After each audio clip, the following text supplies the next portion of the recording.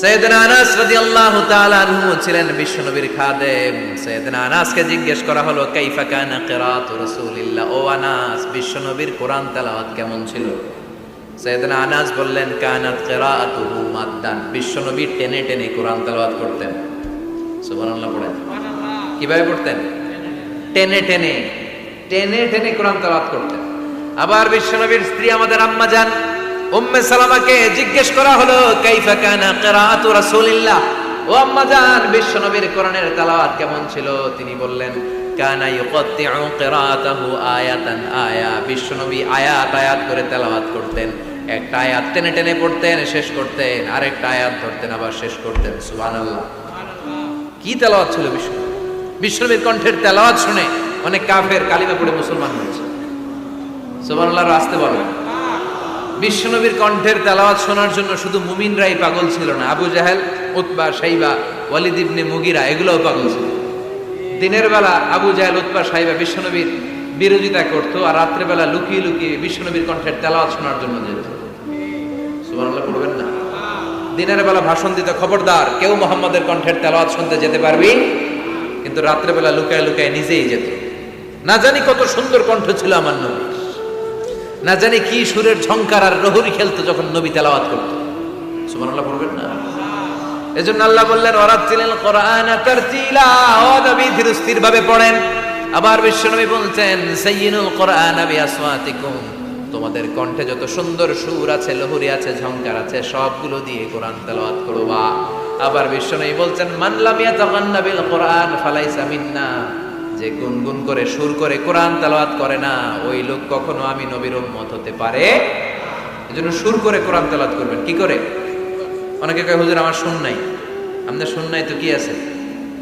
আপনার যেটা আছে ওইটাই সুর, যেটা আপনার আছে ওইটাই সুর। সুর নাই কে বলছে? টয়লেটের ভিতরে ঢুকলে বোঝা যায় কি সুর আছে। বাথরুম সিঙ্গার আছে না, কাপড় খাসতে বসলে কি সুন্দর গান শুরু করে, ঘুম ভাঙাইয়া গেল রে হে মরার কোকিলে, আছে না নাই? তখন সুন্দর সুন্দর গান বের হয়।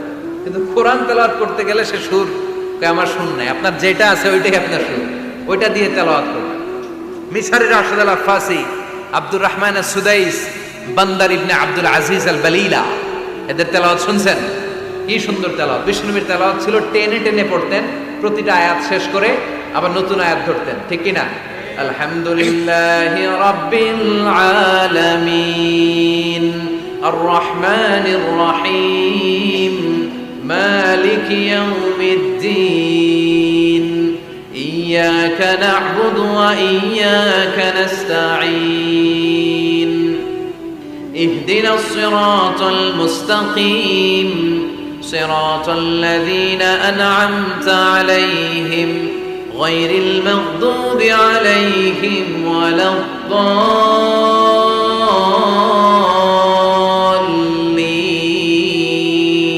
পড়েন আমিন। থেমে থেমে এক আয়াত শেষ, আরেক আয়াত, ওই আয়াত শেষ, তারপর আরেক আয়াত। বিশ্বনবী বলে, রুব্বা কারিলিল কোরআন ওয়াল কোরআনু ইয়ালআনহু, কোরআনের অনেক কারি আছে যে কারীদেরকে কোরআন রহমত না দিয়ে লানত দেয়। এরকম আছে না নাই? বিশ্বনবী প্রতি আয়াতের পরে থামতেন, কি সুন্দর টেনে টেনে পড়তেন। আর আমাদের তারাবির নামাজে কি অবস্থা? জাপানের বুলেট ট্রেনও ফেল হাফেজ সাহেবের কাছে। আছে না নাই? হাফেজ সাহেবরা খবরদার, এভাবে কোরআন পড়বেন না। এভাবে কোরআন তেলাওয়াত করলে রহমত না পেয়ে আপনার কপালে লানত জুটবে। চিল্লায় বলেন ঠিক কি না? এজন্য 2 নাম্বার প্রশিক্ষণ রব্বুল আলামিন বিশ্বনবীকে দিলেন, আর বললেন, ওয়ারাতিলিল কোরআনা তারতিলা, ও নবী রাত্রিবেলায় তাহাজ্জুদের নামাজে ধীর স্থির ভাবে কোরআন তেলাওয়াত করেন।